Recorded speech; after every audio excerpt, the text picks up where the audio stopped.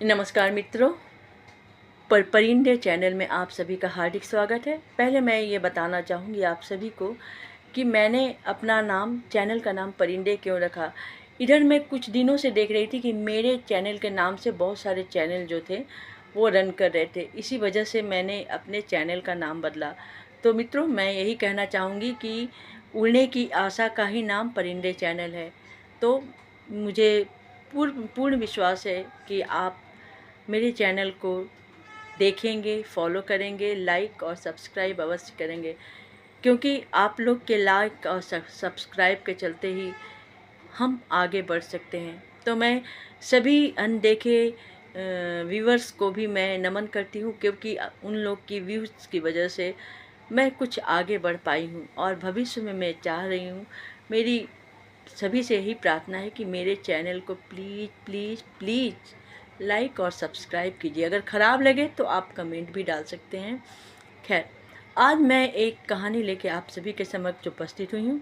ये कहानी पूर्ण रूप से कल्पना पर आधारित है और जिसे मैंने लिखा है कि इंसान जब अगर किसी को पता चल जाए कि प्रलय आने वाला है और सारी दुनिया ख़त्म हो रही है, तो इंसान के बिहेवियर में क्या परिवर्तन आएंगे, इंसान अपने आप को कैसे सुधारेगा।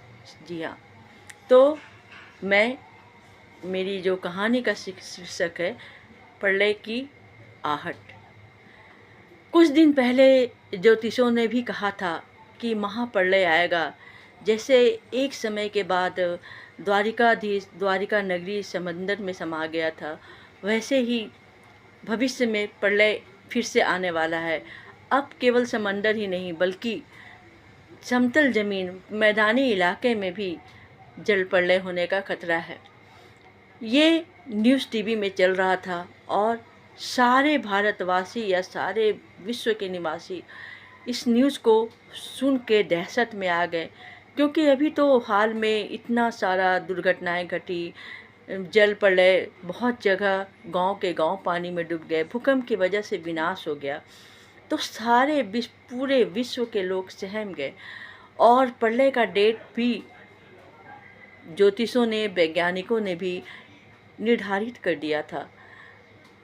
अब सब लोग टीवी पे हर जगह यही अनाउंस होने लगा कि जो भी अपने परिजनों, अपने प्रियजनों से दूर हैं, वे अपने अपने घर चले आएं।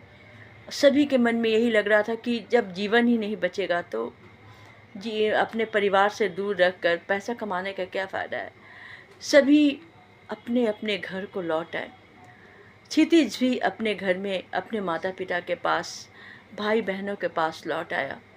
क्षितिज जो मनमौजी था, किसी की बात नहीं मानता था, और ऐसे कितने बच्चे थे जो अपने माता पिता की बात नहीं मानते थे। जो कोई भी गलत काम करता था, हर कोई पूरे विश्व में वो अपने आप को सुधारने में लग गए, क्योंकि प्रलय आने वाला था। और प्रलय ऐसा कि सारी पृथ्वी, या तो पृथ्वी पे रहने वाले यात्री या तो भूकंप से या बरसात से या किसी भी तरह से वे पृथ्वी, उनकी मृत्यु निश्चित थी। जैसे क्या कहते हैं, महाप्रलय आया था, तो प्रलय होने के बाद में मनु और श्रद्धा का ने पृथ्वी को बसाया था। लगता है कि फिर वही प्रलय आने वाले हैं। परिवार के लोग आपस में काफ़ी खुश होकर जीने लगे, क्योंकि उन्हें पता था कि अब उनकी मृत्यु निश्चित है। और लेकिन लगातार बारिश, लगातार भूकंप की वजह से आर्थिक व्यवस्था सारी कुछ डगमगाने लगी। क्षितिज अपने माता पिता का बहुत ध्यान रखता था, अपनी बहनों को बहुत ध्यान रखता था।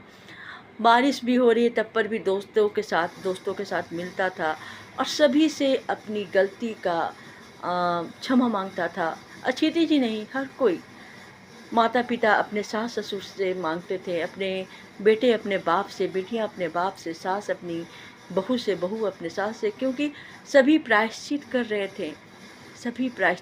थे कि अब तो महाप्रलय आने वाला है, कौन बचेगा, नहीं बचेगा, बचने के बाद क्या बचा रह जाएगा।